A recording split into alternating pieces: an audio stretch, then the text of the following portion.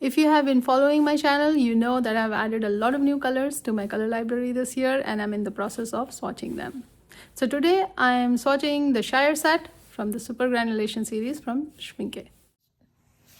So today I'm going to swatch Schminche's Supergranulation Shire Set, and here are the colors they have. They have a Shire Yellow, they have a Shire Olive, they have a Shire Green, they have a Shire Blue, and then they have a Shire Gray. So I'm going to swatch these on this Fabriano paper.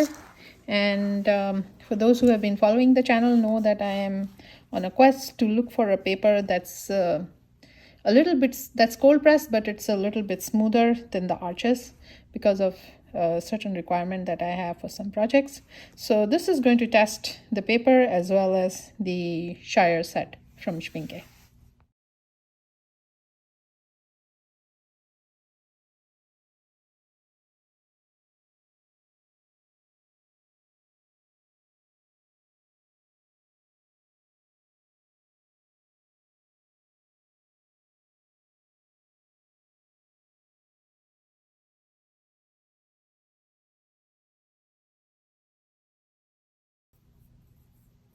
So the first color that I'm swatching is Shire Yellow, and let's see what we find.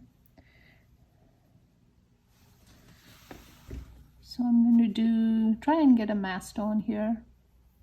And what I know about the Shire colors is that's one set in the Schminche's Supergranulation that's kind of mild, you know, they're not very strong.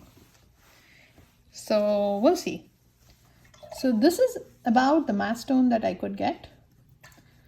And now I'm going to get the undertones. And interestingly, I can see a yellow and a purple.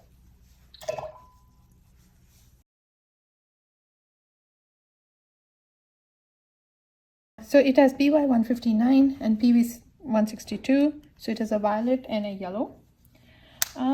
It's a strange combination for me to mix a violet and a yellow and expect a yellow. But that's what makes it exciting.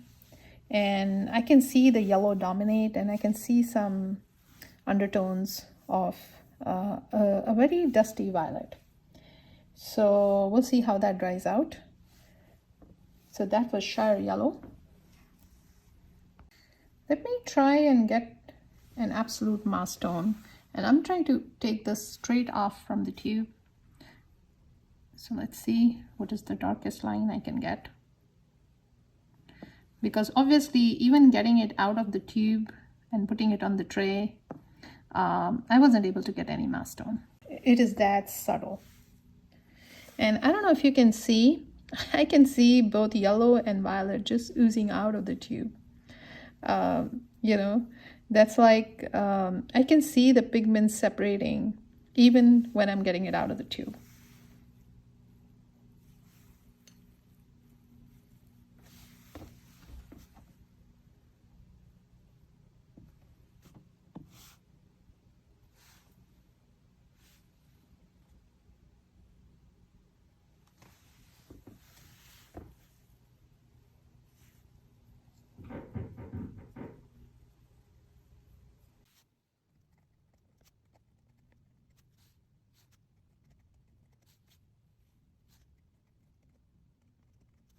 So the next color is Shire Olive, and it has PY 159 and PB 35. I think PB 35 is cerulean blue, and PY 159 is a yellow with a complex name, zirconium praseodymium yellow.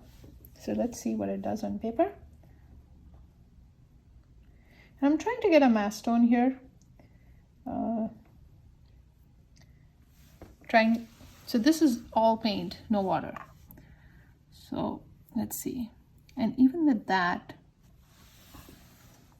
it is so understated. And I'm gonna try and get a undertone.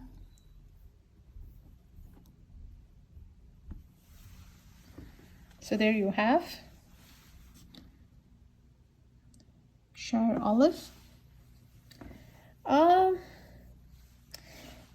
an olive, I think it's a little bit green, but we'll see how it dries out. So we should be able to see, I mean, obviously that's not a surprise because it has a blue in it. But I'm kind of surprised that they called it a olive, because to me, olive is yellowish and not bluish. But well, olives come in all colors.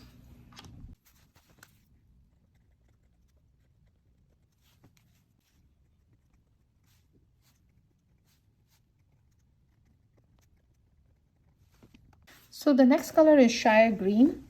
It has PY 159 and PG 18. And I think PG 18 is Viridian.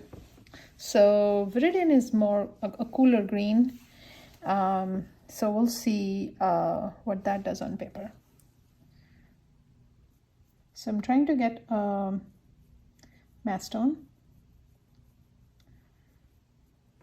So this is mostly paint, very little water.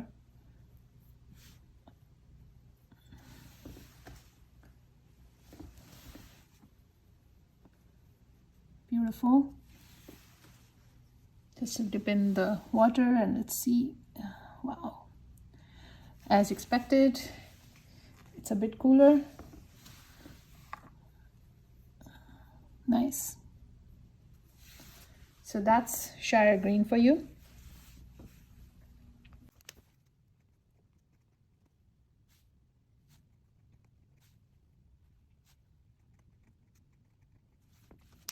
So the next one is Shire Blue.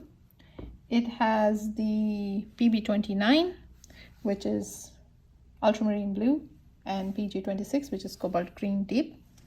So this one does not have a PY159, the zirconium praseodymium yellow, which seemed to be which looked like a theme in this whole set. So this one does not have the yellow in it.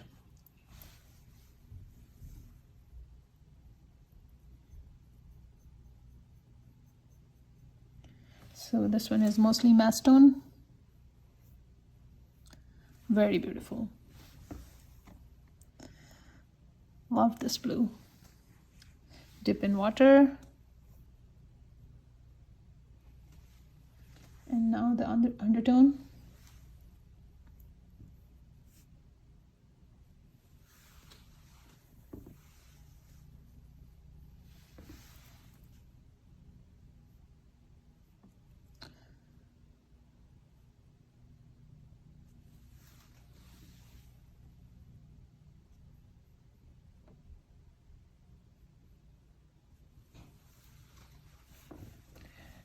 So let's see how it blooms.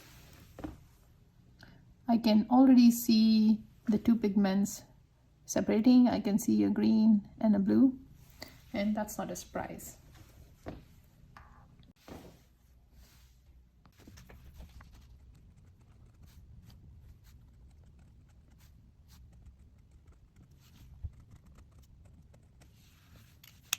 So the last one in this set is the Shire Gray. And it has three pigments. It has the PY159, which is the theme, I would call the theme pigment of the Shire series, which is the zirconium praseodymium yellow. And it has the PBK11, which is Mars Black. And it has the PB74, which is a cobalt zinc silicate blue phenakite. And I was reading about it a little bit. It is a cobalt, so it is toxic. So just so that you know. And let's look at the matte stone.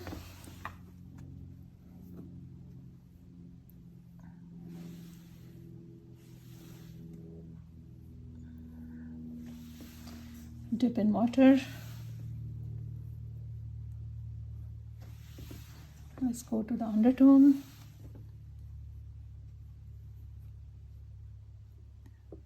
So far I can see the PBK11 or the black dominating. We'll see what emerges out of it when it dries. Hoping a warmer tone because it has a yellow in it.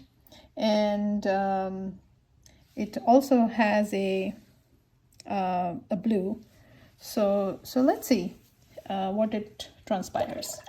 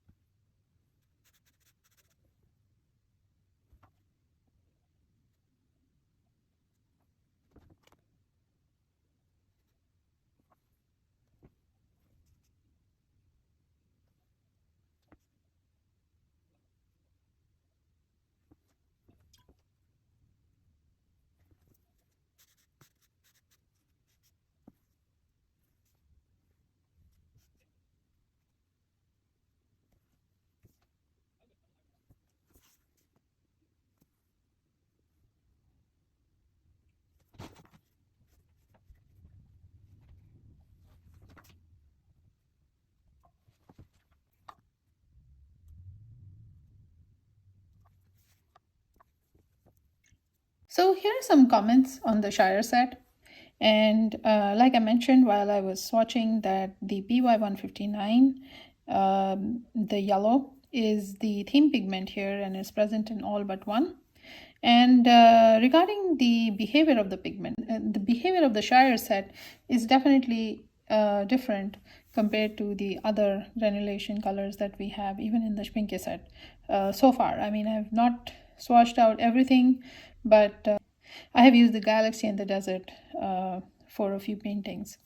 And the mass tone for these colors was really hard to achieve.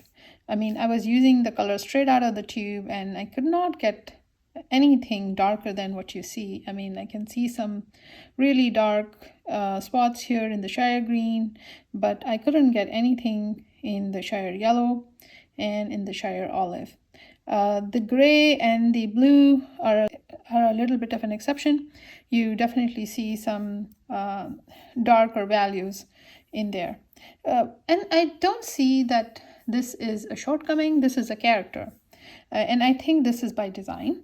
The whole idea is to give that dreamy kind of feeling.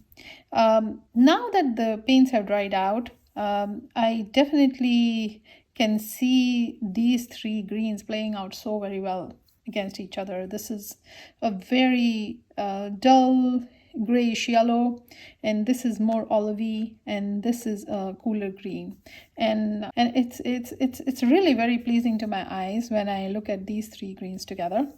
And can't say enough about the blue. I really love the blue. It has a good amount of green in it. It is unlike any blue I have seen. Although I can see very definitive spots of green coming out of it, it's still very much a blue, and a very pleasing sort of amalgamation of both these pigments, the blue and the green pigment. I love the gray as well, but I believe that I have seen this gray in the other sets, so I would not say it is absolutely unique. It is definitely a warmer gray, but it does not have the same phenomena as the Shire blue, where you can see some distinct yellows spots. Overall, I really like this selection. It does not have a red, it does not even have a distinct yellow, it's not bright, but there is something unique about these pigments coming together in this way, and it kind of forms a palette of its own. It does not demand an inclusion of another color. I don't know why I'm saying this, but I can very well just take these 5 colors and do several paintings. So in spite that I did not get my mass tone, which I always seek in my paintings, and in spite that some of these colors were difficult to get on the brush, I believe I really like this.